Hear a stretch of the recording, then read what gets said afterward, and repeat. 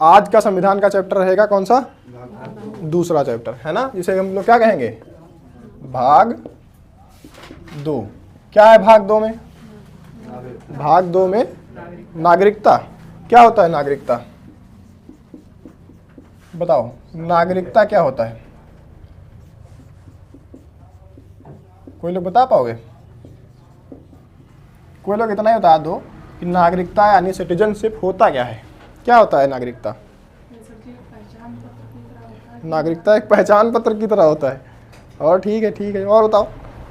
नागरिकता एक पहचान पत्र की तरह है। और कोई लोग कुछ बताओगे?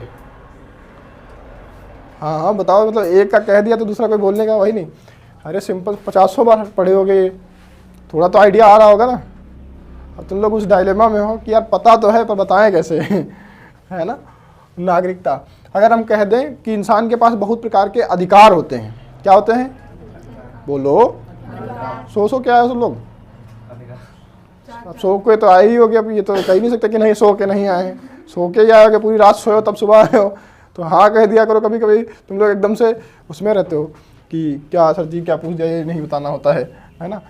थोड़ा वो एक्टिव रहा करो क्लास के अंदर, तो अच्छा लगेगा तुम लोगों को। ठीक है, बताओ। नागरिकता को अगर हम कह दें ये एक प्रकार का अधिकार है ना। ये अधिकार है, वास्तव में एक प्रकार का अधिकार ही है। ये एक ऐसा अधिकार है जो कोई देश अपने ही लोगों को केवल देता है। क्या होता है? कोई देश अपने ही लोगों को एक विशेष प्रकार का अधिकार देता है, जिसे क्या कहते हैं? नागरिकता कहते हैं। ठीक है, अधिकार तुमको पता है बहुत सारे प्रकार के अधिकार होते हैं। जैसे तुम इसी देश में रह रहे हो तो तुमको नागरिकता के तौर पे एक सर्टिफिकेट बना के दे दिया जाएगा कि तुम इस देश के नागरिक हो। ये तुम्हारा अधिकार है। इसी नागरिकता के अधिकार के तहत तुमको बहुत सारे अधिकार दिए जाते हैं। अभी भाग 3 में तुम मौलिक अधिकार पढ़ोगे, वहां पे तुमको पढ़ने को मिलेगा अनुच्छेद 15। अनुच्छेद 15 में क्या है? थोड़ा आइडिया होगा अभी अगर तो तुम लोग देखोगे वहां पे क्या तुमको बहुत प्रकार से शिक्षा में छूटें मिलती हैं। छूट मिलना तुमको शिक्षा में समानता लाने के लिए तुमको मिलेगा वहां पे अवसर, है ना। अवसर नहीं है बालक, वो हमने अवसर तुमको कहा कि मौका। तुमको शिक्षा में भी समान लाने का तुमको मौका मिलेगा वहां पे, है ना। तो शिक्षा का अधिकार तुमको वहां पे हो जाए। शिक्षा का अधिकार नहीं है, शिक्षा में समानता लाने का एक अधिकार दिया गया है ना। ऐसे में क्या होता है, कोई अगर पिछड़ा है, छूटा है, तो उसको यहाँ पे थोड़ी बहुत आरक्षण मिल जाता है, जिससे वो समान तबके में आ सके। कुछ लोगों को फ्री में शिक्षा दी जाती है जो लोग पिछड़े रह गए हैं। अब ये अधिकार हम अपने ही नागरिकों को केवल देते हैं। क्या कोई विदेशी होगा कहेगा हम भी अपने यहाँ, हमको भी शोषित हैं अपने यहाँ से और हमको भी शिक्षा में छूट दो, तो क्या हम उसको देंगे? तो सबको नहीं मिलता है। एक होता है अनुच्छेद 16। अनुच्छेद 16 जानते हो? अवसर की समानता। अवसर की समानता क्या होता है? इसमें जो सरकारी नौकरियां वगैरह होती हैं उनमें छूट मिलती है। सरकारी नौकरी में क्या मिलता है? छूट मिलती है। इसमें ये अपने ही नागरिकों को दिया जाएगा, सबको नहीं दिया जाएगा। क्यों? क्योंकि अगर सोच लो सबको दे दिया तो चीन वाले आएंगे और यहाँ पे क्या करेंगे? सरकारी उसमें तुम्हारे अभी MTS में फॉर्म भरेंगे और फिर क्या करेंगे? नौकरी ले लेंगे। या फिर UPSC का फॉर्म अगर कहीं भर दें और DM बन जाए हरदोई के, तब फिर क्या ही कहर मचा देंगे, पाकिस्तानी आ जाए, है ना, अल्लाह अकबर कर देंगे, तो दिक्कत हो जाएगी नहीं हो जाएगी? तो सबको ये अधिकार नहीं मिलता। ये किसको मिलेगा? जिनके पास ये वाला अधिकार है उनको ही ये वाले अधिकार भी मिलेंगे, है ना। एक अधिकार होता है अनुच्छेद 19 में, अभिव्यक्ति की आज़ादी जिसमें होती है तुम्हारी, है ना, वाक एवं अभिव्यक्ति की आज़ादी। ये भी केवल उन्हीं को मिलता है जिनके पास ये नागरिकता वाला अधिकार होता है। सभी को ये अधिकार नहीं मिलता। ठीक है, जो हमारे ही देश के नागरिक हैं वो हम बात कह सकते हैं अपनी। सरकार की भी आलोचना करना चाहते हैं तो वो करें, अगर उनको कोई बात पसंद नहीं आती तो वो कह सकते हैं खुल के। पर कोई सोचो पाकिस्तान का आदमी आ जाए, भारत में कहे कि मोदी जी मुर्दाबाद, मोदी जी फलाने, मोदी जी ढिमकाने, उल्टा ही गाली दे मोदी जी को, है ना, आलोचना करे, तो इससे क्या होगा? हमारे ही देश की गरिमा, हमारे देश की प्रतिष्ठा, हमारे देश का सम्मान, ये सब खतरे में आएगा। आएगा नहीं आएगा? तो एक प्रकार से अंतर्राष्ट्रीय स्तर पर हमारे देश का अपमान होगा कि नहीं होगा? तो ऐसे हम किसी बाहरी आदमी को ये इतना हम पावर नहीं देते कि तो हमारे देश में आकर के हमारे देश की आलोचना करो। ठीक है, ये हम अपने लोगों को तो देते हैं अधिकार कि हमारे लोग कह सकते हैं। अपने घर का आदमी तो ठीक है कह लेगा, बाहर का आदमी ये तुम्हारे पास इतना अधिकार नहीं होगा कि तुम ये कह सको। ऐसे ही सेम होते हैं 29 और 30। इसमें शिक्षा और संस्कृति और धर्म के बारे में है। तो ये अधिकार भी हम केवल अपने ही नागरिकों को देते हैं, सभी के पास ये अधिकार नहीं होते हैं, है ना। तो ये एक प्रकार से देखा जाए तो सामाजिक अधिकार है ना।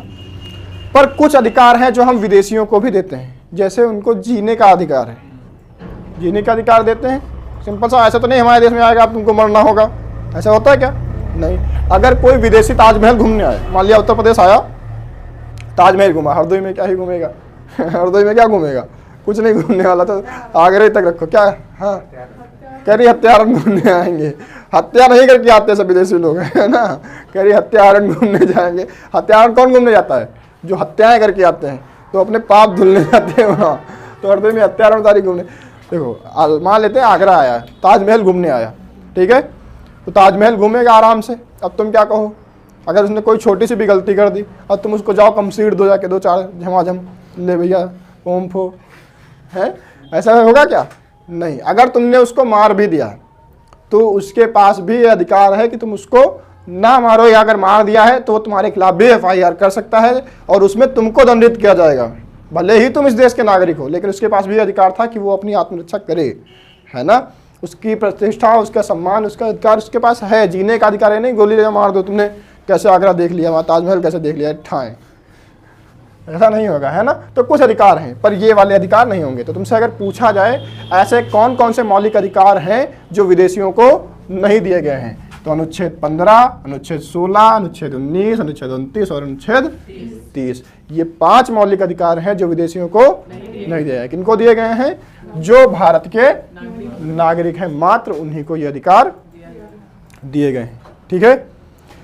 एक होता है राजनीतिक अधिकार। राजनीतिक अधिकार जानते हो? नहीं जानते? राजनीतिक अधिकार में क्या होता है? राजनीतिक अधिकार में जैसे तुमको वोट डालने का अधिकार है, वोट या मत देने का अधिकार है ना। चुनाव में खड़े होने का अधिकार है ना। खड़े होने का मतलब ये नहीं कि बैठे थे अब खड़े हो जाएंगे, ऐसे नहीं, मतलब इलेक्शन लड़ने का तुमको, है ना। जैसे अभी क्या होता है उत्तर प्रदेश में प्रधानी का इलेक्शन होता है, तो प्रधानी के इलेक्शन में खड़े हो जाते हैं, चलो, है ना। विधायकी का इलेक्शन आएगा, लो विधायक को, है ना। सांसदीय वाला इलेक्शन होगा, उसमें खड़े हो जाएंगे, है ना। तो ये केवल भारतीय नागरिकों के पास ही अधिकार होगा। जो भारत के नागरिक होंगे जिनके पास ये वाला अधिकार होगा, उन्हीं लोगों के पास ये राजनीतिक अधिकार भी होगा। इसमें कोई ना बाहरी वोट डाल सकता है और ना ही यहाँ पे इलेक्शन लड़ सकता है, ना ही यहाँ पे इलेक्शन में खड़ा हो सकता है ना। ध्यान रखना, नहीं तो ऐसे क्या होगा, कई सारे अमेरिका के लोग आ जाएंगे, कहेंगे हम चुनाव लड़ रहे हैं यहाँ पे, और वोट डालने का अधिकार होगा, चीन वाले कहेंगे हम डालते हैं वोट, है ना। ऐसे में क्या करेंगे, अगर वो वाले लोग सब वोट डालने आ जाएंगे तो उन्हीं के समर्थित सरकार बन सकती है, और अगर चीन के समर्थित सरकार बन गई तो वो किसके प्रति उत्तरदायी होगी? चीन के प्रति ही उत्तरदायी होगी। ऐसे में हमारे देश की अखंडता, हमारे देश की गरिमा, हमारे देश की एकता, ये सब खतरे में आ जाएगी, सुरक्षा भी खतरे में आ जाएगी, है ना। तो ऐसा अधिकार नहीं दिया जाता है। राजनीतिक अधिकार भी केवल नागरिकों के पास ही रहते हैं, ये बात ध्यान रखना, ठीक है। तो राजनीतिक अधिकार किसके पास होंगे? केवल अपने ही नागरिकों के पास होंगे। ये बात समझ में आई? तो इतना ही है, ये थोड़ा थोड़ा ध्यान रखना। अब बात करें, अच्छा, नागरिकता। अगर कहा जाए नागरिकता, तो ये किस मंत्रालय के अंतर्गत आएगी? नागरिकता की अगर बात की जाए तो ये किस मंत्रालय के अंतर्गत आएगी? तुमने अभी सुना होगा ना, CAA, सुना नहीं? सिटीजनशिप अमेंडमेंट एक्ट, नागरिकता संशोधन अधिनियम, है ना। तो इसके बारे में तुमने जब सुना तो इसको कौन सा, अभी तुम लोग, तुम्हारे सामने की बात है ये, 19 में तुम लोग जिंदा थे, ऐसा कोई है जो ना था तब? है कोई अबोध बालक जो तुरंत पैदा हुआ हो अभी? ऐसा तो कोई नहीं है ना, सब लोग थे, सबके सामने की बात है ये। CAA अभी आया था, इस पर बवाल हुआ, है ना। तो तुमने क्या इस बात पे ध्यान दिया, इसको कौन सा मंत्रालय लेकर के आया था? सिंपल सी बात है, अगर जो इस नागरिकता से संबंधित मंत्रालय होगा वही तो लेकर के आएगा CAA, है ना। तो कौन सा मंत्रालय था, कौन आदमी था? आदमी, चलो आदमी बता दो, कौन सा आदमी, मालूम हो जाएगा कौन से मंत्रालय से जुड़ा हुआ है। कौन सा आदमी लिए घूम रहा था जो हर न्यूज चैनल पे उसी के बयान दिए जा रहा था? कौन इस पे सफाई दिए जा रहा था? जिसको कह रहा, जिसको पैसे मिले होंगे उसका कहने के, ऐसा नहीं होता। ये गृह मंत्रालय के अंतर्गत आता है। तुमने देखा होगा उस समय अमित शाह खूब ज्यादा एक्टिव हो गए थे, देखा था ना। लास्ट स्पीच तुमने वहीं सुनी होगी, या उसके बाद में वो फिर तुमने सुना होगा कि इंटर के बाद 12th करना है, वो वाली स्पीच सुनी होगी, बाकी और नहीं। तब से अमित शाह कम आए हैं चर्चा में। CAA चल रहा था तो अमित शाह खूब चर्चा में थे, हर दूसरे दिन के कोई ना कोई भाषण लो, कोई रैली लो, कोई स्पीच, कुछ भी चल रहा है उनका, है ना। क्यों? क्योंकि गृह मंत्रालय किसके अंतर्गत है? अमित शाह के अंतर्गत था। और CAA लाए तो कौन लाया? अमित शाह लाए, मतलब गृह मंत्रालय लाया। बात समझ रहे हो? तो तुमसे पूछा जाए नागरिकता किस मंत्रालय के अंतर्गत आती है, तो गृह मंत्रालय के अंतर्गत आती है। एक चीज और, नागरिकता तुमने मंत्रालय देख लिया, अब बताओ भारत में नागरिकता किस प्रकार की है? एकल प्रकार की नागरिकता है। भारत में कैसी नागरिकता है? एकल नागरिकता है। एकल नागरिकता का मतलब क्या होता है? एकल नागरिकता का मतलब क्या होता है? एक ही नागरिकता होगी, एक ही देश की नागरिकता। देखो दो चीजें हैं इसमें, एक तो है कि तुम एक ही देश की नागरिकता ले सकते हो। एकल नागरिकता का मतलब क्या है? एक ही देश की नागरिकता ले सकते हो, सिंपल सी बात है। अगर तुमने भारत की नागरिकता ली, ठीक है, अगर तुम भारत के नागरिक हो, ठीक है, तो तुम किसी दूसरे देश के नागरिक नहीं हो सकते, अपने ही देश के नागरिक रहोगे। अगर तुमने बाई चांस किसी दूसरे देश की नागरिकता ले ली तो भारत की नागरिकता स्वतः खत्म हो जाएगी, क्योंकि भारत केवल एक ही देश की नागरिकता को सपोर्ट करता है, सिंपल सी बात। अगर रहोगे तो भारत के रहोगे, नहीं तो नहीं किसी के तो रहोगे यार, भारत के नहीं तो किसी दूसरे के रहोगे, मतलब भारत के नहीं रहोगे। अगर दूसरे की ले ली तो भारत के तो नहीं रहोगे, इतना तो पक्का है ना। तो एक तो ये एकल नागरिकता का मतलब ये कि एक ही देश की नागरिकता ले सकते हो।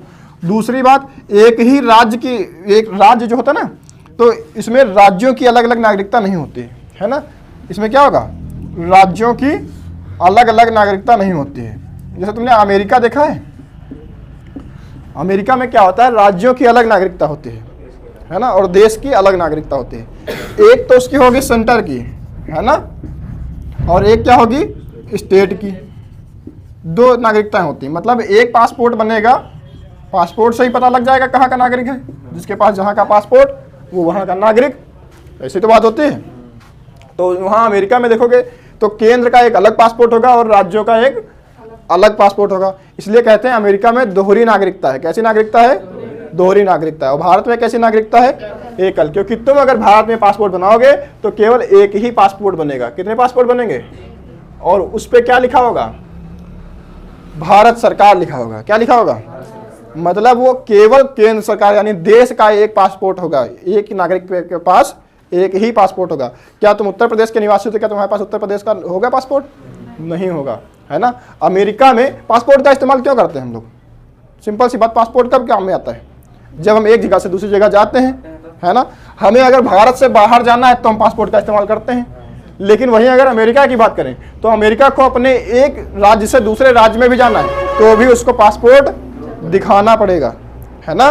उसको अपना पासपोर्ट दिखाना पड़ेगा। हमें उत्तर प्रदेश से मध्य प्रदेश जाना हो, हमें आधार कार्ड तक नहीं दिखाना पड़ता, कुछ नहीं, क्योंकि हम पूरा मिल करके एक हिंदुस्तान है। और अपने ही परिवार में, अपने ही घर में, अपने ही जगह पे कहीं भी घूमने आने जाने के लिए कुछ प्रमाण की आवश्यकता हमको होती है क्या?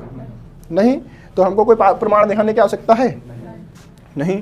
और अमेरिका वाले क्या मानते हैं कि पूरा मिल मिला के एक देश नहीं है, एक परिवार नहीं, इसलिए इनको अलग अलग पासपोर्ट की आवश्यकता होती है। तो अमेरिका में ही अगर एक राज्य से दूसरे राज्य में जा रहे हो तो भी तुम्हारा पासपोर्ट चेक किया जाएगा। कौन सा? स्टेट वाला। और अगर देश छोड़ के बाहर जा रहे हो तो सेंटर वाला। अगर अमेरिका से निकल के भारत आए या कहीं और दूसरी जगह गए तो उनको स्टेट सेंटर वाला पासपोर्ट दिखाना पड़ेगा। और भारत में तुम कहीं भी चले जाओ, तमिलनाडु चले जाओ, केरल चले जाओ, नागालैंड चले जाओ, सिक्किम चले जाओ, जम्मू कश्मीर चले जाओ, पाकिस्तान चले, नहीं पाकिस्तान लगेगा, है ना। हाँ, पाकिस्तान को हम लोग अपना वो रहता है ना कि 2-4 साल और रह गए हैं, उसके बाद तो फिर वही आ ही जाना है उसमें। अब कितना ही बचा है, कोई कितना गरीब रहेगा, जब बिल्कुल गरीब हो जाएगा तब आएगा, अब्बू बचा लो, तो अब्बू कहेंगे चलो बेटा देखते हैं, है ना, तो देख लेंगे फिर, है ना। तो 2-4 साल का अंतर है, 2-4 साल और नहीं कह रहे, उसके बाद कहेंगे फिर पाकिस्तान भी चले जाओ, कोई पासपोर्ट नहीं लगेगा, है ना। ऐसे होता है कि नहीं होता है? तो अपने को अगर अपने ही देश में कहीं जाना है तो कोई पासपोर्ट की आवश्यकता नहीं लगेगी। लेकिन अगर देश के बाहर जाओगे तो पासपोर्ट की आवश्यकता होगी, क्योंकि तुम्हें दिखाना पड़ेगा तब कि तुम किस देश के नागरिक हो और लीगैलिटी तुम्हारी क्या है ना। क्योंकि दिखाना पड़ेगा ना कि तुम लीगल आदमी हो या नहीं हो, पता लगे तुम कहीं और के हो, दिखा दो कि हम भारत से आए हैं और वहाँ कुछ गड़बड़ कर दो तो भारत का नाम बदनाम होगा, है ना। इसलिए सभी देश क्या करते हैं, अपने अपने अलग अलग देश के अगर नागरिक आते हैं तो उनका पासपोर्ट देखते हैं, है ना। तो हमें पता है भाग का मतलब क्या है। भाग का मतलब क्या होता है?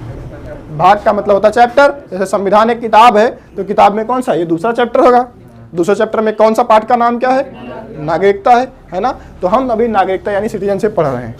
इस सिटीजनशिप में ये जो चैप्टर है हमारा भाग 2, इसमें कितने अनुच्छेद हैं? अनुच्छेद मतलब क्या कह सकते हैं? पॉइंट कह सकते हैं। कितने पॉइंट लिखे गए हैं?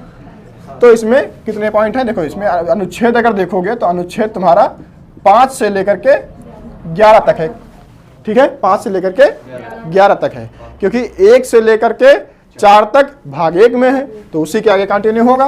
तो अनुच्छेद 5 से लेकर के 11 तक कहाँ पे होगा? भाग 2 में हो जाएगा, है ना। तो अभी हम लोग कौन सा सबसे पहला अनुच्छेद पढ़ेंगे? सबसे पहला अनुच्छेद पढ़ेंगे हम लोग 5 पढ़ेंगे, है ना। अच्छा ध्यान रखना, संविधान हमारा पूरा जो संविधान लिखा गया है बहुत ही बेहतरीन तरीके से, बहुत ही आगे तक का सोच के लिखा गया है कि आगे भी इसमें कोई समस्या ना आए, इतनी बेहतरीन तरीके से सोच के लिखा गया है। लेकिन यही एक चैप्टर है जिसको बिल्कुल टेम्परेरी बेस पे लिखा गया है, ठीक है। इसमें जितने अनुच्छेद हैं वो उतने ज़्यादा यूजफुल नहीं है जितने इनमें बाद में बने हुए कानून यूजफुल हैं, है ना। क्योंकि इतना टेम्परेरी इसको लिखा गया है कि तुमको लगेगा यार क्यों लिखा है। ये केवल उस समय की स्थिति को देखते हुए लिखा गया है, उस समय क्या स्थिति थी उसके हिसाब से। तो सिंपल सी बात अगर हम देखें तो इसको ऐसे कह सकते हैं कि जब हमारा संविधान लागू हुआ था, कब की बात है? संविधान लागू होने के समय, है ना। कौन से समय पर? जब हमारा संविधान लागू होने के समय पे था। तो इसमें 3 कंडीशन रखी गई। पहले पॉइंट में ये लिखा गया कि संविधान लागू होने के समय अगर तुम 3 कंडीशन ये फुलफिल करते हो तो तुम क्या होगे? भारत के नागरिक कहलाओगे। सिंपल सी बात है ना। वो 3 पॉइंट क्या थे? कहा गया अगर संविधान लागू होने के समय तुम जन्म लेते हो कहाँ? भारत में, तो तुम क्या हो जाओगे? भारत के नागरिक। तो क्या तुम में से कोई संविधान लागू होने के समय भारत में जन्म लिया था? नहीं। तो तुम लोग कोई भी भारत के नागरिक? अरे कैसे हो? तुम लोग कोई थे? संविधान हमारा कब लागू हुआ था? संविधान तो हमारा 26 जनवरी 1950 में लागू हुआ था। कौन है इतना पुराना बुढ़ा यहाँ पे बैठा हुआ? 70 साल 75 साल पूरे कर दिया जिसने। बताओ 73 साल का कौन बुढ़ा है यहाँ पे? कोई नहीं? जिज्जी बुढ़ी हो तो नहीं।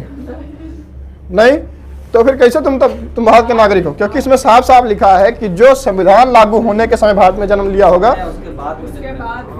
ऐसा नहीं है, संविधान लागू होने के समय, सिंपल सी बात है। तो तुम भारत के नागरिक? अरे मान लो यार नहीं हो। दूसरा पॉइंट इसमें लिखा है सुनो, हाँ, तुम्हारे माता या पिता में से कोई, माता या पिता में से कोई, वो अगर उस समय भारत में रहा हो, उस समय जन्म लिया हो जब संविधान लागू था, तो वो नागरिक हो जाएंगे, भारत के नागरिक। और उनकी संतान होने के नाते वंश के आधार पे तुमको ये नागरिकता मिल जाएगी, ठीक है। अब तुम्हारे मम्मी पापा भी इतने पुराने नहीं होंगे कि 73 साल पूरे कर गए हो, ज़्यादा 40 45 साल 50 साल मैक्सिमम है ये, है ना, इतना होंगे नहीं। तो फिर क्या होगा? उनके पापा यानी कि तुम्हारे बाबा वो रहे होंगे, वो रहे, उनको नागरिकता मिली जन्म के आधार पे, उससे आगे कंटिन्यू कर गया वंश के आधार पे तुम्हारे पापा है वो, और पापा तुम्हारे नागरिक थे इसलिए कंटिन्यू कर गए तुम भी नागरिक कर गए।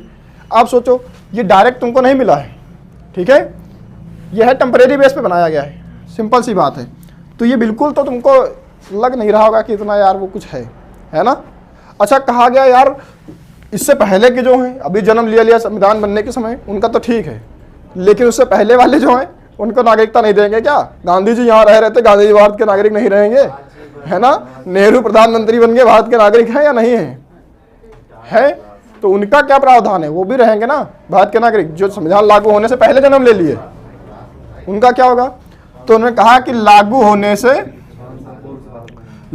से 5 वर्ष पूर्व से अगर कोई भारत में रह रहा है, क्या होगा कि 5 वर्ष पूर्व से अगर भारत में रह रहा है, कब? 26 जनवरी 1950 के 5 वर्ष पूर्व, यानी कि 1945 के आसपास समथिंग, उससे पहले 1945 या 1945 से पहले से अगर कोई भारत में रह रहा है तो भी क्या होगा? वो भारत का नागरिक कहलाएगा। सिंपल सी बात है। अगर 1945 या 1945 के पहले भारत में रह रहा है तो फिर क्या होगा?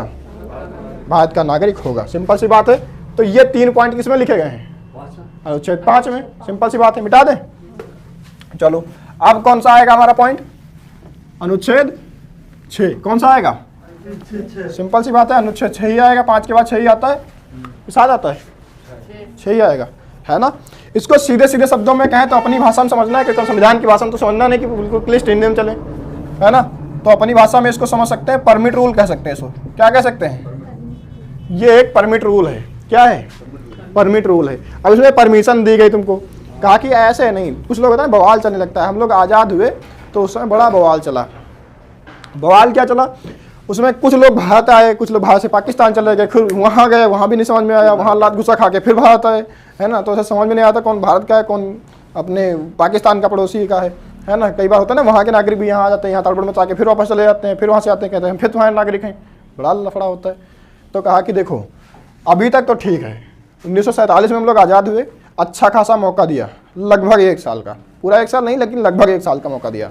हमने कहा कि 19 जुलाई 1948 इतनी तारीख के बाद अगर कोई भारत में आएगा तो उसको परमिट लेनी पड़ेगी। ऐसा नहीं कि नागरिक नहीं देंगे, नागरिकता नहीं देंगे, नागरिकता देंगे, सिंपल सी बात है, ले लो, है ना। बेटा कितना भी खच्चर निकल जाए, बात को थोड़ा सोचना पड़ता है ना। तो अपन लोग सोच गए, कहा कि देखो ये एक डेट है 19 जुलाई 1948, इसके बाद में अगर तुम भारत में आ रहे हो तो तुमको एक परमिट लेना पड़ेगा, लिखवाना पड़ेगा कि हम भैया आगे भारत में, अब भारत में रहेंगे, ठीक है। और डायरेक्ट इतने से ही नागरिकता तुमको नहीं मिल जाएगी, यहाँ आओ 19 तारीख के बाद, 19 जुलाई 1948 के बाद अगर भारत में आए तो परमिशन लो, लिखवाओ, और उसके 6 माह बाद क्या होगा, 6 माह बाद रजिस्ट्रेशन के द्वारा तुमको नागरिकता मिलेगी। किसके द्वारा मिलेगी? रजिस्ट्रेशन के द्वारा। इसका काम अब आएगा क्या? अब तो कोई काम की नहीं है। क्या अनुच्छेद 6 अभी काम में है? जो उस समय के तत्कालीन काम के हिसाब से बनाया गया था, अभी तो कोई काम में है नहीं। बताते ना टेम्परेरी हिसाब से चैप्टर लिखा गया है ना। तो ये सिस्टम था परमिट रूल, है ना। क्यों ये डेट रखी गई? क्योंकि तुमको पता होगा जब हमारे भारत का विभाजन हुआ 14 अगस्त 1947 को, तब क्या हुआ सिस्टम ये कि बहुत सारे लोग पाकिस्तान गए, बहुत सारे लोग पाकिस्तान से भारत आए। ऐसे में बहुत सारी मार काट भी हुई। तुम लोगों ने अगर गदर मूवी देखी होगी सनी देओल वाली, उसमें ट्रेनों में भर भर के लाशें आ रही थी, है ना। तो ऐसे में बहुत ज़्यादा दंगे भड़काने के चांस हो रहे थे। कुछ लोग पाकिस्तानी थे, वास्तविकता में पाकिस्तान के प्रति अपना ईमानदारी दिखा रहे थे, है ना। स्वामी भक्ति उनकी पाकिस्तान के प्रति थी, पर भारत आ करके यहाँ मारकाट करके फिर पाकिस्तान चले जा रहे थे। ऐसा सिस्टम था। पहले कहते हम तुम्हारे नागरिक, फिर आए यहाँ पे बवाल कर दिया, फिर भाग गए, कह रहे नहीं हम तुम्हारे नागरिक नहीं। तो इतने दिन, थोड़े दिन तक हमने झेला ये, लगभग 1 साल। 47 में आज़ाद हुए, 48 तक, 19 जुलाई 1948 तक ये हमने झेला। फिर हमने कहा कि नहीं अब नहीं चलेगा, अब परमिट लेना पड़ेगा, तुमको लिखवाना पड़ेगा कि हम आ गए, भारत के नागरिक हैं। और 6 महीने के बाद, ये भी नहीं तुरंत मिल जाएगा, रुको, संभलो, दिखाओ कि तुम भारत के प्रति जिम्मेदार हो। फिर 6 महीने के बाद रजिस्ट्रेशन के द्वारा उनको क्या मिलेगा? नागरिकता मिलेगी। किनको मिलेगा? जो पाकिस्तान से इंडिया आए हैं। किनको मिलेगा? पाकिस्तान से इंडिया आए हैं। किस डेट के बाद? 19 जुलाई 1948 के बाद। बात समझ में आ रही है बिल्कुल, है ना। अब कौन सा अनुच्छेद होगा? अनुच्छेद होगा 7। ये थोड़ा कॉम्प्लिकेटेड है, पहले वाले से थोड़ा ज़्यादा नहीं है, सिंपल सा। अगर ध्यान से सुनोगे तो हो जाएगा। इसमें देखो क्या है, कुछ खच्चर टाइप के होते हैं, इनको एक बार में समझ में नहीं आता। तुम लोगों में से हो कोई इनको एक बार में समझ में ना आता हो? है कोई? देखो कुछ लोग ऐसे होते हैं, जब तक वो लात खाएंगे नहीं तब तक उनके समझ में नहीं आता। पहले इंडिया के थे, इंडिया के हैं, इंडिया से चले गए पाकिस्तान। उनको लगा कि पाकिस्तान बढ़िया देश है ना, कि धर्म के आधार पे गठित हुआ है। तो बहुत सारे ऐसे वैसे ही उस धर्म के लोग थे जो कहे चले गए कि हमारा धर्म के आधार पे बन गया, और हम उसी धर्म के हैं, वहीं रहेंगे। जाके चले गए इंडिया से, कहाँ चले गए? पाकिस्तान। लेकिन वहाँ जाने के बाद उनको असलियत का अंदाजा हो गया कि यार धर्म के आधार पे बने जरूर हैं, लेकिन ये दिमाग से पैदल हैं, खच्चर हैं। तो वहाँ लात घुसा खा के वापस फिर कहाँ आ गए? इंडिया आ गए। तो ऐसे लोगों के लिए था। एक तो ये जो डायरेक्ट पाकिस्तान से इंडिया आ गए, वो तो अनुच्छेद 6 में है। अनुच्छेद 7 में क्या कहा गया कि जो इंडिया से पाकिस्तान गए और पाकिस्तान से फिर इंडिया आ गए, ऐसे लोगों के बारे में, उनकी नागरिकता के बारे में कहा गया है अनुच्छेद 7 में। अच्छा, जब हमारे देश का विभाजन हुआ तो ऐसा नहीं था कि तुरंत फटाफट हो गया। विचार पहले से चलने लगे थे, कुछ दिन पहले से अंदाजा लग गया था कि अब विभाजन हो ही जाएगा, है ना। तो लोग ट्रांसफर होने लगे थे इधर से उधर, जिनको जहाँ रहना था। पता चलने लगता है ना, थोड़ा थोड़ा माहौल बनने लगता है, उस हिसाब से दंगे वगैरह होने लगे थे। तो कहा गया कि 1 मार्च 1947 के बाद, कितने के बाद? 1 मार्च 1947 के बाद अगर कोई भी व्यक्ति कहाँ जाता है?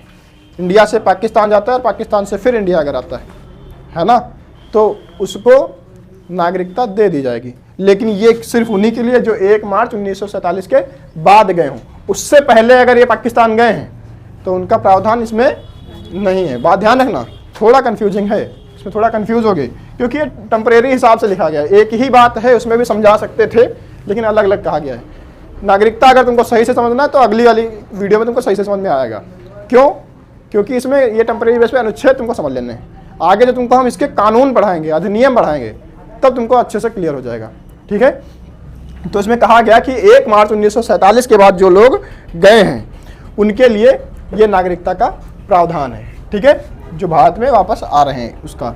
और कहा गया कि आज़ादी के 6 माह बाद तक, है ना, किसके आज़ादी मतलब 1947, 15 अगस्त 1947, तो इसके 6 माह बाद तक अगर कोई आ रहा है, कितने बाद आ रहा है, 6 माह बाद तक भी अगर कोई व्यक्ति आ रहा है तो भी वो क्या होगा, भारत का नागरिक हो जाएगा। लेकिन वो कैसे होगा, भारत आने के बाद में उसको ऐसा तो है नहीं तुरंत नागरिकता मिल जाएगी, तो 6 माह तक इंतजार करना पड़ेगा। 6 माह तक इंतजार करना पड़ेगा, सेम ये वाला सिस्टम। और फिर क्या कराना पड़ेगा, रजिस्ट्रेशन के द्वारा नागरिकता प्राप्त होगी। सिंपल सी बात है ना। ध्यान रखना 6 में क्या है, परमिट रूल है, 19 जुलाई 1948। तुमको हम सीधी बात बता दें कि ना अनुच्छेद 6 पूछा जाएगा कभी और ना अनुच्छेद 7 पूछा जाएगा, क्योंकि ये टेम्परेरी बेस पे थे उस समय के हिसाब से, तो ये बहुत सालों से पूछे ही नहीं गए, कभी नहीं पूछे जाते। तो ध्यान रख लेना, अगर कभी पूछा ही किस्मत का जाना नहीं आता, कितनी खराब तुम लेके आए हो, पूछ ही दिया जाए हो। तो ध्यान रखना 6 में क्या है, परमिट रूल है, जिसमें तारीख दी गई है 19 जुलाई 1948 के बाद भारत में आने वाले लोगों की नागरिकता। इसमें क्या कहा गया कि पाकिस्तान से जो इंडिया आते हैं डायरेक्ट उनके लिए बात है। अनुच्छेद 7 में क्या कहा गया, इंडिया से पाकिस्तान गए हों, पाकिस्तान से फिर इंडिया आए हों, किस डेट के बाद, 1 मार्च 1947 के बाद, तो उनको नागरिकता देने की बात किसमें कही गई है, अनुच्छेद 7 में कही गई है। बात समझ में आ रही है। ना ही अनुच्छेद तुमसे 6 पूछा जाएगा और ना ही पूछा जाएगा 7।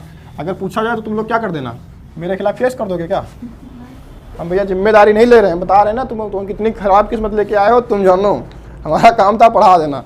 ठीक है, तो उससे चलेगा अपना। ये नहीं कि तुम लोग बाद में कह दो कि सर जी आपने तो कहा था कि पूछा ही नहीं जाएगा, और पूछ दिया गया और याद भी नहीं किए, छूट गया क्वेश्चन, तो ये नहीं चलेगा, है ना। तो सब अपना देख लेना, अपनी किस्मत तुमको अंदाज़ा हो ही गया होगा। अभी तक इतने साल, इतने बड़े हो गए होगे, है ना, 18-19 साल के, तो अंदाज़ा तो हो ही गया होगा कितनी अच्छी किस्मत लेके आए हो, है ना। चलो अब इसमें क्या है, अनुच्छेद 8 में कोई लोग बता सकते हो? हाँ, देख के देखो कैसा चल रहा है माहौल, देखो पहले इसमें क्या है बताओ। अच्छा, समझाने की प्रयास करो। भारतीय मूल के व्यक्ति, भारतीय मूल के व्यक्ति की नागरिकता। चलो आगे बताओ, तुमने जो कहा वो हमने लिख दिया, बताओ क्या है, मतलब क्या है इसका, बताओ। इतना ही करा दर्जी, पेपर में इतना ही आएगा, इतना भी नहीं रहेगा। लॉजिक समझो मेरा, क्या है इसमें ये कहा गया है कि कई बार होता ना कि अपने देश के जो नागरिक होते हैं, तो आज़ादी के समय पे क्या हुआ था, ऐसा नहीं था कि सभी लोग भारत में ही रह के आंदोलन कर रहे थे। कुछ लोग बहुत सारे जापान चले गए, जैसे हमारे सुभाष चंद्र बोस ही चले गए थे जापान को, सिंगापुर से कर रहे थे, कुछ लोग कनाडा से कर रहे थे, है ना, लाला हरदयाल सिंह वगैरह, ये सब। ऐसे में क्या होता है, बाहर से भी हम लोग इसके लिए आज़ादी की लड़ाई लड़ रहे थे, और ऐसे में वहाँ उनको कोई गोरी पसंद आ जाए, हाय हाय हाय, तो क्या होगा, वहाँ पे शादी कर लेंगे वही, है ना। अब वहाँ अगर शादी कर लिए तो है तो भारत के ही नागरिक, शादी जिससे किए वो जिस भी कनाडा मान लिया कर लिया, कनाडा की कोई महिला है, कनाडा की गोरी, है ना, छोकरी, है ना, उससे कर लिया क्या, शादी कर लिया, ठीक है, तो वो तो कनाडियन है। लेकिन अब शादी कर लिए तो संतानें भी होंगी। अब जब संतानें हो जाएंगी उनकी, तो वो कहाँ की नागरिक होंगी, तो उनको भी वहाँ जन्म लिया उसने। अगर भारत में जन्म लिया तो भारत का नागरिक हो सकता था, लेकिन जन्म कनाडा में ही लिया क्योंकि बंदा वहीं रह रहा है, तो ऐसे क्या उनकी संतानों को भारत की नागरिकता नहीं मिलेगी? मिलेगी, सिंपल सी बात है। उनके संतानों की भी नागरिकता की बात इसमें कही गई है कि तुम्हारा अगर मूल यानी कि जड़, मूल मतलब जड़ कौन, तुम्हारे पिताजी, अगर वही एक भारत के नागरिक हैं तो भी तुमको भारत की नागरिकता मिल जाएगी। लेकिन तुम्हारे पास ऑप्शन होगा, तुम चाहो तो लो, चाहो तो ना लो, तुम्हारे पास ऑप्शन होगा। ऐसे में केवल आज़ादी की बातें नहीं थी, कुछ लोग क्या करते हैं ना, शिक्षा के लिए बाहर चले जाते हैं, है ना, मान लिया पढ़ने के लिए यूक्रेन चले गए। अभी तुमने सुना होगा मेडिकल की पढ़ाई करने के लिए बहुत सारे लोग यूक्रेन में गए, तो पता है वहाँ यूक्रेन में अभी थोड़ा और बॉल हो गया। एलन मस्क भैया जानते हो, एलन मस्क एक भैया हैं, आज के आधुनिक भारत के क्या कहते हैं, आइंस्टीन कह सकते हैं, है ना, आधुनिक भारत के आइंस्टीन। उन्होंने स्टार लिंक वाली एक परियोजना तुम लोगों को बता रखी है ना, फ्री इंटरनेट वाला व्यवस्था, वो है, वो वहाँ यूक्रेन में दे रखी थी। यूक्रेन को कहा कि तुम लोग ग्रसित हो, तुम्हारे सारे टावर वगैरह नेटवर्क सिस्टम पूरा उड़ा दिया रूस ने, तो ऐसा करो हमारी स्टारलिंक का इस्तेमाल करो। वो सैटेलाइट से चलती, कोई टावर की आवश्यकता है नहीं, बढ़िया हाई स्पीड इंटरनेट मिलता था। यूक्रेन को दे दिया, यूक्रेन को चलने लगा, वहाँ इंटरनेट की व्यवस्था चलने लगी ठीक ठाक। उसने दिया था कि लोग इसका सही तरीके से प्रयोग कर सकें, अपना रोजगार चला सकें, या जो भी सब कुछ इंटरनेट पे है आजकल, दे रखा था बंदे ने। यूक्रेन में जेलेंस्की ने क्या किया, वो उसके थ्रू ड्रोन उड़ा रहे थे अपने, और उसका ड्रोन, उससे ड्रोन यूज करके रसिया के ऊपर, रसिया मतलब रूस, उसके ऊपर अटैक कर रहे थे, है ना। तो उस इंटरनेट का इस्तेमाल कर रहे थे ड्रोन को उड़ाने में। वो भड़क गया बंदा, कल कह रहा है कि बंद, स्टारलिंक की परियोजना बंद। कहा कि हम किसी प्रकार के युद्ध को बढ़ावा नहीं देते, मेरे अगर किसी भी तंत्र का प्रयोग तुम युद्ध में करोगे तो हम तुमको देने से मना कर रहे हैं। भैया बिजनेसमैन आदमी है, उसको तुम्हारे चक्कर में रूस से दफड़ा लेना हो जाएगा उसका, इस चक्कर में रूस के समर्थित देश और भड़क जाएंगे उससे, उसका तो बिजनेस चौपट हो जाएगा। उसने कहा कि नहीं, अगर कोई मेरे तंत्र का दुरुपयोग करेगा तो हम उसको नहीं देंगे। बंद कर दिया बंदे ने कल, है ना। तो ऐसे में अगर तुम शिक्षा लेने यूक्रेन चले जाते हो और तुमको वहाँ अभी यूक्रेन में जाना, ठीक, बवाल चल रहा है। तो पता कब स्टार्ट हुई थी यूक्रेन रूस की लड़ाई? ये 24 फरवरी से स्टार्ट हुई थी, है ना। 1 साल होने वाला है, एनिवर्सरी पूरी हो जाएगी अभी, है ना। और तुम ध्यान रखना एनिवर्सरी पे भी बवाल होगा, कम से कम 5 लाख की सेना जाएगी रूस की।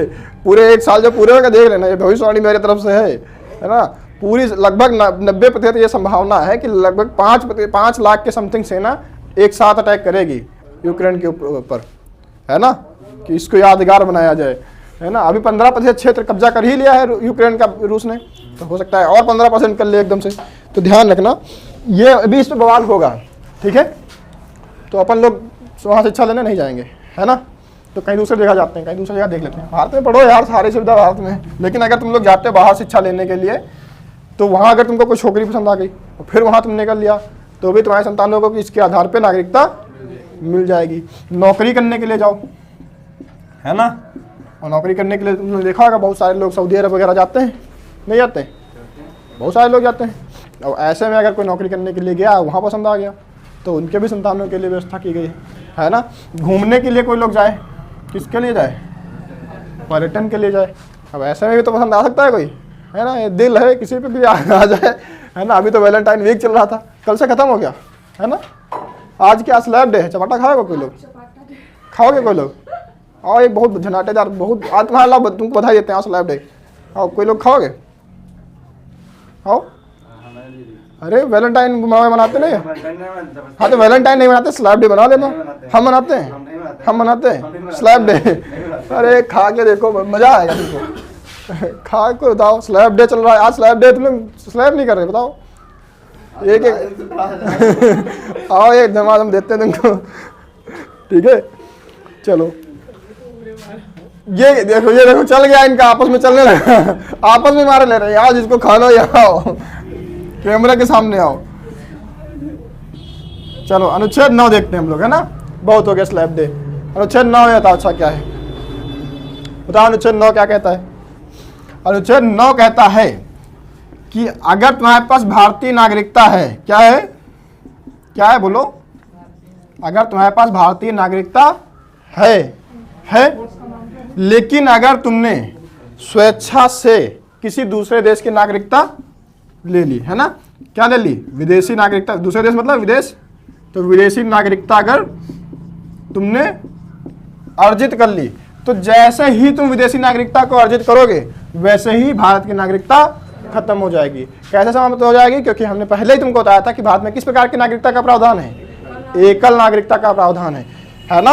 इसको ये कह सकते हो कि हम लोग लॉयल टाइप के आदमी हैं, है ना। ये नहीं है कि वैलेंटाइन पे एक तो तुम्हारा पहले से इंतजाम था, दूसरा तुमने दूसरे के भी बोल दिया, जो भी अपना क्या होता है, बताओ तुम बताओ संदीप, क्या होता है? सिंगल आदमी कहता सर जी हम खुद ही तबाह हैं, सिंगल आदमी, क्या हम बताएं क्या होता है वैलेंटाइन डे पे, है ना। ये वैसा वाला है ना, हम लोग कहते हैं कि बिल्कुल कमिटमेंट करो, अगर लॉयल हो तो कमिटमेंट करो, अगर मेरे हो तो सिर्फ मेरे बन के रहो। भारत यही कहता है कि अगर तुम भारत के हो तो सिर्फ भारत के बन के रहो। जैसे ही तुम दूसरे के प्रति अपना स्नेह दिखाओगे, दूसरे के लिए वैलेंटाइन मनाओगे, तो हमारी तरफ से स्लैब डे मनाया जाएगा, ठीक है। तो क्या होगा, हमारी तरफ से ब्रेकअप हो जाएगा, तो हमारे भारत की नागरिकता समाप्त हो जाएगी जैसे ही तुम किसी दूसरे देश की नागरिकता लेते हो, ठीक है। लॉयल रहो। अपन लोग कमिटेड आदमी पसंद करते हैं। भारत के हो तो सिर्फ भारत के रहने रहो, नहीं तो बाहर के हो तो सीधे भारत के चले जाओ, अपन को दूर दूर से कोई लेना देना नहीं है। ये वाला सिस्टम नहीं चलेगा, एक तरफ घर वाली तो एक तरफ बाहर वाली, ये सिस्टम नहीं चलेगा, केवल घर वाला सिस्टम रहेगा। ठीक है, समझ में आ रहा है ना? ज़्यादा तो नहीं हो रहा? हाँ, तो भारत में क्या सिस्टम है? अगर तुमसे पूछा जाए, ये वाला पूछा जाता है, कई बार पूछा जाता है, तो ये ध्यान रखना कि कौन से अनुच्छेद में ऐसा बताया गया है कि किसी दूसरे देश की नागरिकता स्वेच्छा से अगर लेते हो तो भारत की नागरिकता स्वयं समाप्त हो जाएगी। तो ऐसा अनुच्छेद 9 कहता है ना? या फिर ऐसा कुछ कथन टाइप का दे करके इसमें पूछा जा सकता है। ठीक है, तो ध्यान रखना, अगर तुमने किसी दूसरे देश की नागरिकता ले ली है ना, तो तुम्हारे भारत की नागरिकता स्वतः समाप्त हो जाएगी, है ना? अनुच्छेद 10 क्या कहता है? अनुच्छेद 10 में क्या है? अनुच्छेद 10 में क्या है? अनुच्छेद 10 कहता है कि संसद द्वारा बनाए गए नियमों के हिसाब से ही तुम्हारी नागरिकता समाप्त की जाएगी, है ना? तुम्हारी नागरिकता कौन खत्म कर सकता है? किसी भी सरकार के पास, किसी भी राष्ट्रपति के पास, किसी भी व्यक्ति के पास इतनी पावर नहीं होती कि तुम्हारी नागरिकता खत्म कर सके। तुम्हारी नागरिकता समाप्ति की पावर किसके पास होती है? नागरिकता समाप्ति की पावर किसके पास है? संसद के पास है। किसके पास है? तो तुम्हारी नागरिकता केवल और सिर्फ केवल कौन खत्म कर सकता है? संसद कर सकती है, और किसी के पास इतनी पावर नहीं है ना? तो तुम्हारी अगर नागरिकता कोई खत्म करेगा तो सिर्फ संसद कर सकती है, या संसद के द्वारा बनाए गए नियमों के द्वारा ही समाप्त की जा सकती है। इसके अलावा कोई भी तुम्हारी नागरिकता नहीं खत्म कर सकता, है ना? और संसद कैसे खत्म कर सकती है? संसद मान लिया इसमें मोदी जी हैं पावर में, संसद में, है ना? तो मोदी जी जिसकी चाहे उसकी नागरिकता समाप्त कर सकते हैं। कहे संसद के पास तो पावर है नागरिकता खत्म करने की। नहीं, दूसरा कोई प्रावधान नहीं है कि केवल दूसरे देश की नागरिकता लोगे तभी नागरिकता खत्म होगी, और भी है। अगर तुमने देश विरोधी कोई भी घटना की, देश विरोधी अगर कोई भी कार्य किया या देश विरोधी किसी कार्य को अंजाम दिया, तो संसद में बनाए गए विधियों के हिसाब से संसद में कानून बनेगा कि किस हिसाब से तुम्हारी नागरिकता खत्म की जा सकती है। संसद ने ऐसा कानून बनाया कि देश विरोधी अगर तुम कोई भी काम कर रहे हो, मान लिया हमारा पाकिस्तान के साथ युद्ध हो जाए और तुम भारत में पाकिस्तान जिंदाबाद के नारे लगाओ, तो क्या होगा? तुम्हारी नागरिकता समाप्त कर दी जाएगी। ऐसे में तुम भारत के नागरिक नहीं रहोगे, और तब तुम ये नहीं कह सकते कि भारत की नागरिकता, हमने तो कोई दूसरे देश की नागरिकता ली भी नहीं, तो हमारी नागरिकता कैसे खत्म की जा रही है? तो ध्यान रखना, देश विरोधी किसी भी घटना को अगर तुम अंजाम देते हो, तुम्हारी नागरिकता खत्म की जा सकती है। जरूरी नहीं है, आवश्यक नहीं है कि खत्म की ही जाए, पर की जा सकती है। की जा सकने में अंतर है थोड़ा, है ना? अनुच्छेद 11 क्या कहता है? बताओ। तो नागरिकता समाप्ति का अगर कोई कानून की बात करे, कानून कौन बनाएगा नागरिकता समाप्ति के? संसद बनाएगा। अनुच्छेद 11 क्या कहता है? अनुच्छेद 11 क्या कहता है? कि नागरिकता अगर तुमको भारत की प्राप्त करनी है, क्या करना है? प्राप्त करना है या अर्जन करना है? अर्जन मतलब भी प्राप्त करना होता है। भारत की नागरिकता अगर तुमको प्राप्त करनी है, या फिर क्या करना है? समाप्त करनी है या छोड़ देना है। अगर भारत की नागरिकता तुम छोड़ देना चाहते हो, है ना, या फिर क्या कहते हैं, छीन ले अगर तुमसे कोई, है ना, तो या इसमें क्या कहें, कुछ भी परिवर्तन करने की कोई भी शक्ति है, तो यह शक्ति किसके पास होगी? ये भी पावर किसके पास होगी? या इसमें परिवर्तन भी अगर करना है तो ये भी पावर किसके पास होगी? ये सारी पावर भी किसके पास होगी? ये भी संसद के पास होगी। और ये लोकतंत्र की विशेषता है। अगर ऐसा ना होता तो मोदी जी के खिलाफ जो कोई बोलता, या फिर जो इलेक्शन में खड़ा होता, मोदी जी कहते तुम देश विरोधी काम कर रहे हो, तुम्हारी नागरिकता खत्म करते हैं। और जैसे ही नागरिकता खत्म, तो कोई भी व्यक्ति जिसके पास नागरिकता का अधिकार नहीं है, वो राजनीतिक अधिकार भी नहीं रखता, और वो चुनाव भी नहीं लड़ सकता फिर। और फिर ऐसे में मोदी जी अकेली रेस में दौड़ते, और अकेली रेस में कैसे हारते फिर तो मोदी जी परमानेंट हो जाते हैं भाई, इंदिरा जी के जैसे, है ना, कि हमको कोई नहीं हटा सकता, है ना, होता नहीं होता ऐसे। तो इसमें ऐसे ही कहा गया है कि अगर तुमको नागरिकता हटानी है, तो देश विरोधी अगर कोई तुम गतिविधि करते हो तो ही तुम्हारी नागरिकता हटाई जा सकती है ना। और ये हटाने के लिए पावर किसके पास होती है? तो ये संसद के पास होती है। तुमको नागरिकता अगर प्राप्त करनी है तो संसद के थ्रू, छोड़नी है तो संसद के थ्रू, अगर उसमें कोई कानून में परिवर्तन करना है तो भी संसद के थ्रू होगा। ऐसा किस अनुच्छेद में कहा गया है? अनुच्छेद 11 में कहा गया है। ये बात ध्यान रखना। क्या है, 12 कौन बोला? चलो ठीक है। अभी नागरिकता में कोई कंफ्यूजन है? नागरिकता क्या है? नागरिकता एक प्रकार का अधिकार है जो कोई देश अपने ही लोगों को देता है। बात खत्म, है ना। अभी भी लेकिन थोड़े बहुत डाउट रह गए होंगे, मुझे भरोसा है, क्योंकि अभी भी सारी चीज़ें क्लियर नहीं हुई हैं। अभी तुमको सीएए समझना है, अभी तुमको समझना है नागरिकता के अधिनियम कौन कौन से हैं, उनमें कौन कौन से संशोधन हुए हैं, है ना। तुम्हें समझना है एनआरआई क्या होता है ना, ओसीआई कार्ड क्या होता है, ये सारी चीज़ें समझनी है। तो ये सारे कानून के थ्रू हैं, आगे बाद में बढ़ेंगे। तो अगली वाली वीडियो में हम लोग ये सब देखेंगे। अनुच्छेद इसमें हमने कंप्लीट कर लिया। अब हम देखेंगे जो वास्तविकता में जिस प्रकार से नागरिकता ले सकते हैं, छोड़ सकते हैं, जो ऑफिशियल बातें हैं वो उसमें कानून में मिलेंगी। हमने कहा था ये यहाँ पे केवल टेम्परेरी है, इसीलिए इससे ज़्यादा क्वेश्चन नहीं आता। सिंपल सा क्वेश्चन ये आएगा किस मंत्रालय के तहत आता है, तो गृह मंत्रालय के तहत, ठीक है। पूछेगा कैसी नागरिकता है, तो एकल नागरिकता पूछेगा किस भाग में है, भाग 2 में है। बस इतना ही इससे क्वेश्चन आता है और कुछ नहीं आता, ठीक है। इस चैप्टर से इतना ही। बाकी अगर कोई क्वेश्चन आएगा तो तुम्हारे इससे नागरिकता से संबंधित जो कानून है उनसे क्वेश्चन आता है, तो अगली वीडियो में हम लोग वो देखेंगे, ठीक है। जय हिंद।